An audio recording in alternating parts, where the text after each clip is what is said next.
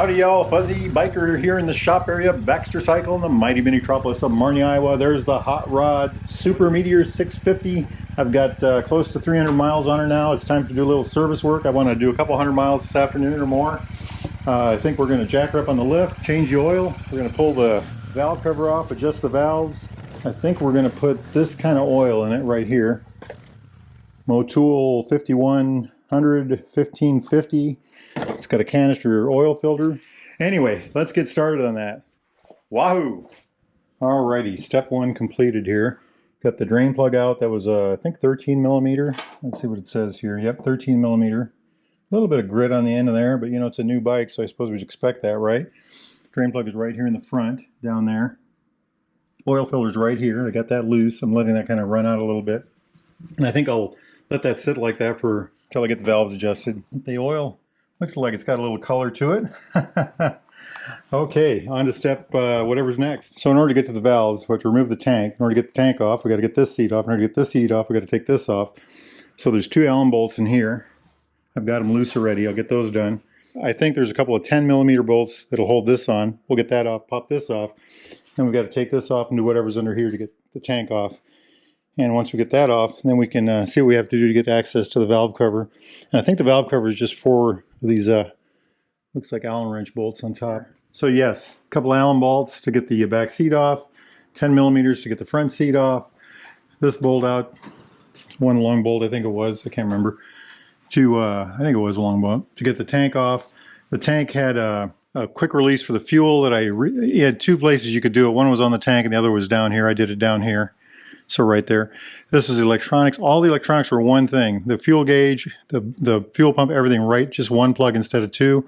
And then two. There was a vent tube and an overflow tube. So that was all pretty straightforward. So to get the valve cover off, I took the Allen bolts out, which are these things right here that held the valve cover down. And then I loosened these coil packs so I could get clearance, pop the cover off, kind of snaked it out. I left the gasket on. Adjusting the valves was actually pretty straightforward. They're all, I mean, look at that, they're all right there. Open, lots of room. I've never had so much room on a bike. Went pretty well, pretty easy.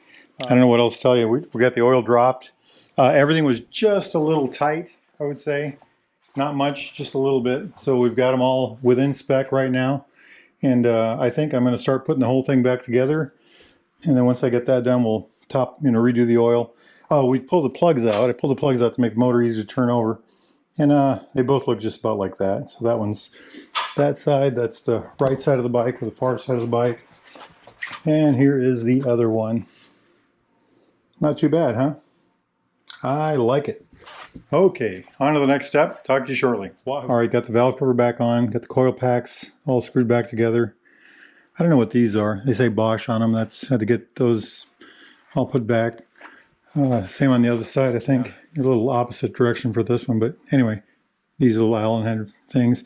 Got my vent hoses here. This seems a little tight, but that's, I think, how it went. So, and then on the other side, I've got the this tube, and then of course this is the electrical plug-in for the fuel gauge and the fuel pump.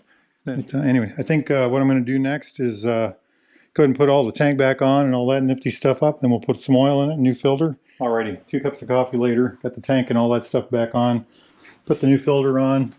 Put the new plug in. All this is back together. Have not ran it yet.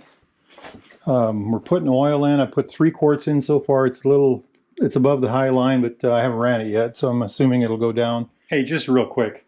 They put this on for me. Baxter Cycle did. It feels like it's made out of aluminum. It's super light, but it's metal. But it says RE on it. It goes right here. Covers the oil opening. It's got a little, I mean, it's pretty cool. I don't know what they cost, but I like it. It's got knurling on the edges. Pretty nifty, huh? Okay, I'm going to pull that out, put this back in, run it a little bit, and then we'll check the levels again, see how we're doing. Wahoo! Let's give this thing a start and see what happens.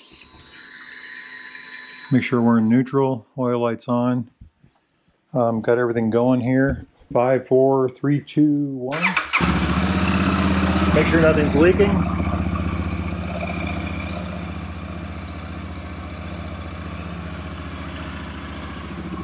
Sounds good.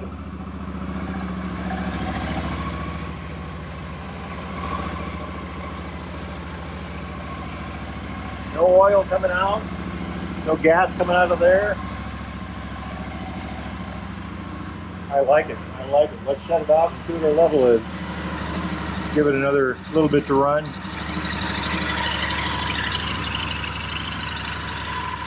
So I spent the whole day doing this because I've been doing other things too. There were other things going on, but it's been a lot of fun. So we, what did we do? We changed the oil, adjusted the valves, cleaned things up, looked things over, checked the chain. I got to check the tires yet. I'll check the tire pressure before we get it off the stand. Looks like we're just halfway, and that's about what we want. I like it. I think we did a good job. Once again, if you're interested in anything like this, new or used, Royal Enfield, Triumph, classic British bike of any type, get yourself over here to Baxter Cycle in the mighty metropolis of Marnie, Iowa. Those guys can help you out. I think the only thing left to do is I need to gear up and take this thing for a ride. I'm going to go ride Wahoo.